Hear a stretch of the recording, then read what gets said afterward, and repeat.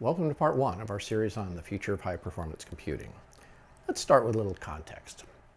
Supercomputers, to me, are about the coolest technology out there. You could be forgiven for thinking that in the world of technology, basically there are supercomputers and everything else. Just the names of the systems conjure up an image of unbelievable power and exclusivity. In the world of technology, there's nothing like a supercomputer.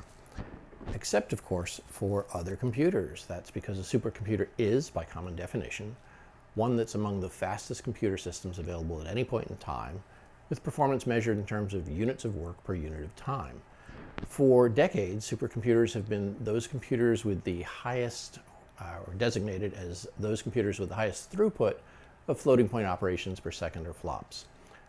Just as racing is said to improve the breed in automobiles, with advances like ABS brakes appearing first on the track and later in production vehicles, the need for speed in supercomputers led to the introduction of technology and techniques from parallel architectures to alternative chip materials that later became common in general business and consumer computers. So, my MacBook Pro, for example, has one Intel i7 quad-core processor, 4 cores, with a clock speed of 2.7 gigahertz. The fastest supercomputer in the world today uses an Intel Xeon processor, or processors, running at a mere 2.2 gigahertz, but it has 260,000 12-core processors. My MacBook Pro is only less than 3/4 of an inch thick, but to get that number of cores, you'd need a stack of them 8.4 miles high. Today, the super in supercomputer comes from parallelism. It's not from the speed of the individual processor. So this brings us to a popular misconception based on faulty logic or just sloppy thinking. If every supercomputer is fast and cool, doesn't that imply that everything that's fast and cool is a supercomputer? Of course not. For example, IBM Watson is definitely cool and it's fast. When Watson appeared on the tech scene in 2011 as the decisive Jeopardy champion, it ran on a cluster of 90 of IBM's Power 750 servers with 2,880 cores, 16 terabytes of RAM. You might think of that as a supercomputer. In fact, many who should know better have breathlessly hailed Watson as a supercomputer in sources from Al Jazeera to VentureBeat. They're all wrong. First, IBM's Watson is a system or a platform, but it's not a computer, so it can't be a supercomputer.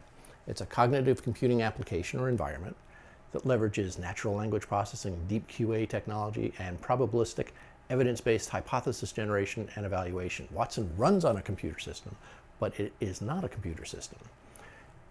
If we looked at the cluster of Power 750 servers that were used in the first instance of Watson, that might have been a supercomputer once, but the 80 teraflop performance that it had just a couple of years ago pales compared to IBM's Sequoia, which has 1.5 million cores and operates at 17,000 teraflops or 17 petaflops. That's a supercomputer, currently number 3 in the world, as we'll see in the next video in this series. It's worth noting, though, that as Watson, the system, matures, its hardware requirements can now be met on a single server. So it's still improving performance on many scales, just not on teraflops or petaflops. That brings us to the topic of our next 2 videos in this series, where we'll look at the state of the art today for supercomputers and see why the emergence of cognitive computing platforms like Watson will require us to rethink the whole concept of high-performance computing and consider other metrics, but not abandon the pure processing measure we've used for decades. Thanks for watching.